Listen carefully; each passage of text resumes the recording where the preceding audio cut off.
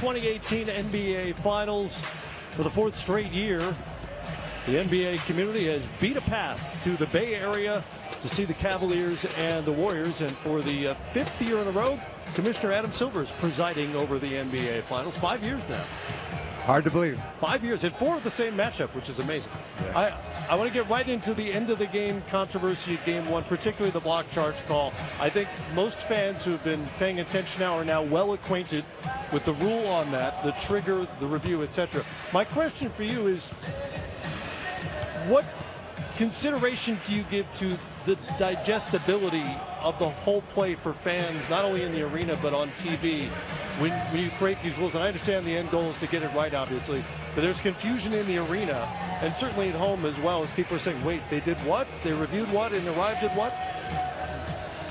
Well, it's a relatively recent rule. Yeah. It's about 5 years old, and so I understand some people weren't familiar with it, but it's really your initial point. It's a balance between, finality when a call is made and getting it right. And I think I understand the criticism of people, it's confusing and what happened, but then the other side of the coin is, you can imagine, of course there were several plays that then and events that transpired after that call, but if that hadn't happened and Cleveland had won that game, then we would have spent the time between game one and game two watching slow motion replays of that call and saying it was a block, it was a block. Yeah. And we would have, as a league, been asked for our opinion on that call. We issue what we have, our last 2-minute reports, and we would have said the refs got it wrong on the floor. Yeah. And so it's always that balance. The players can speak to this, and whether we've calibrated it in the right place in terms of the right amount of replay, I'm never sure. I think, when you have a rule like that, which is only in place in the last 2 minutes of the game or in overtime, that just makes the point that you don't want throughout the game to be stopping and going to replay. And I'll say, even on replay, I'll let the experts speak to it. Block charge is probably one of the most difficult calls in basketball. Yeah. And then you add slow motion replay on top of that.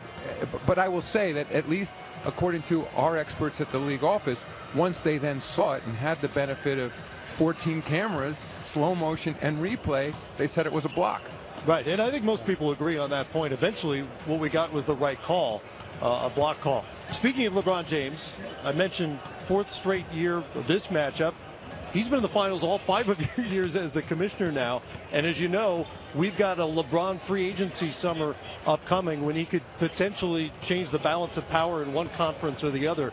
As a league, is there any special preparation to be made for a LeBron summer?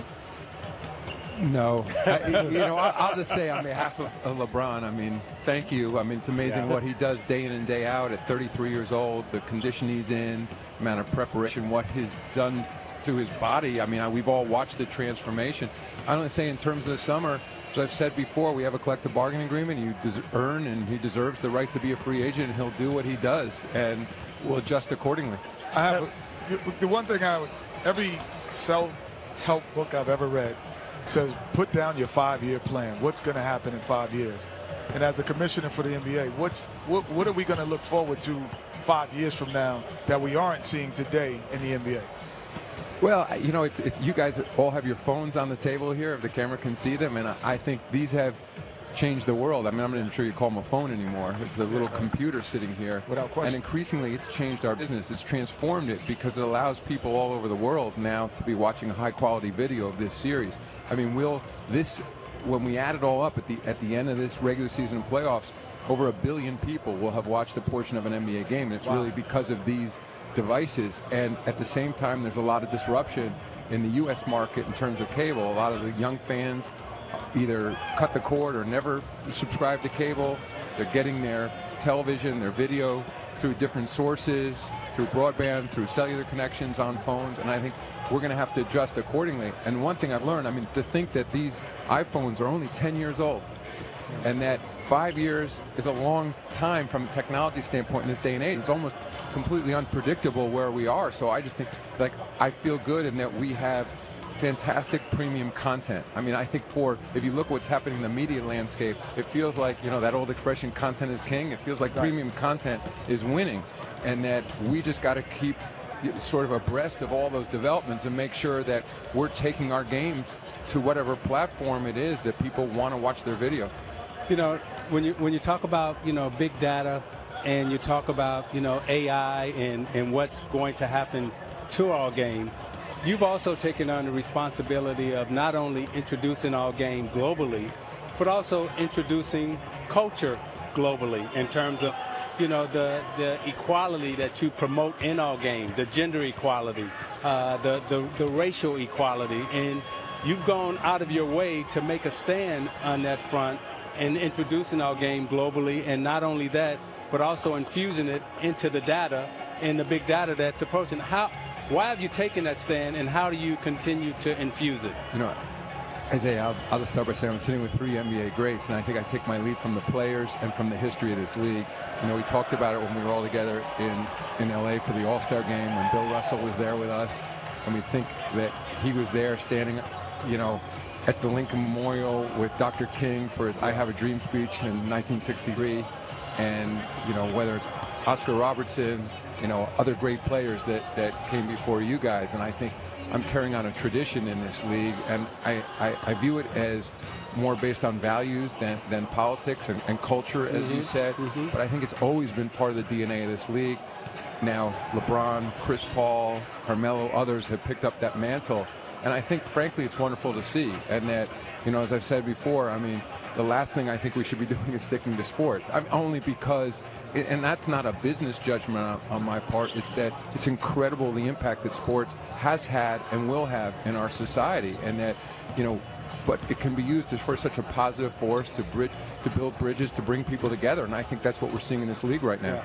Adam, shifting gears, the Supreme Court overturned the decision ruling on gambling, and you have been a proponent of that in the NBA. I think one of the concerns a lot of people have is protecting the integrity of the game as it's implemented eventually down the road. But you have an opinion, I think, where you feel it brings sort of greater transparency and will actually improve the integrity of the game. Could you speak to that? Yeah, so precisely that, and I'd say I view myself less as a proponent of sports betting than a realist, in that there's a huge multi-$100 billion business right now just in the United States illegally betting on sports. And to your point about the transparency, the view is that now that it's legal and it can be regulated, and Isaiah, you mentioned big data before, and you can look at the data, you can see if there's aberrational activity, you can see, because people are betting, frankly, on their smartphones in this day and age, not at betting windows like that used to be in Europe at the soccer games, but it's all moved to devices. And that if you see that people are doing things unusual, you can track it. If there's unusual trends, frankly, if people are betting excessive amounts, you can cut them off. And we can ensure that if there's something unusual that's happening, we can investigate. And whether it's a pattern of particular teams or, frankly, officials or anything else. Right now, we're in the dark. And we had a scandal 8 years ago or so in this league, and other than the FBI picking it up on a wiretap, frankly, we had no idea. And so I think, like in most areas of society, even on the cultural things we're talking about, transparency has been a positive force, and I think it'll be the same thing here. You got the draft coming up in a couple of weeks. You just had 100 players who test the waters go back to school.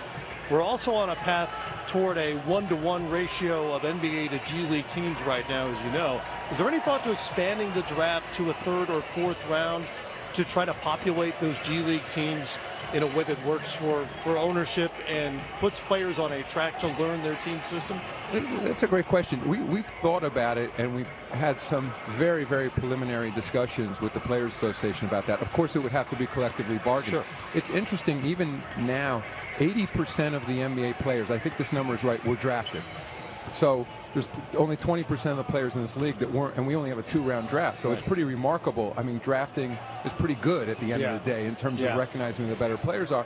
But as more players are emerging from around the world, 25% of our league right now, players who come from outside the United States, it may make sense to add a round in the draft. And it's a trade-off, because to the extent that you've added a round in the draft, from a player standpoint, and a player, let's say the Warriors, are so deep, and then they have additional players on their G League roster, if they are controlled by the Warriors, that next great player may not be able to move to another team and actually yep, play because the Warriors. So it's a trade-off, and you also, from an overall league standpoint, you want that next tier of great player who's demonstrated, maybe matured or got better or for whatever reason that wasn't predicted to be a great player in the draft. You want them available to go to the team that needs them the most. So this is a trade-off there. If you're a point guard on the G League team now, you don't want to be here at Golden State stuck behind Steph Curry. Well, right? and speaking of Steph Curry, I know you're a very busy guy during the NBA Finals, obviously. We pause this show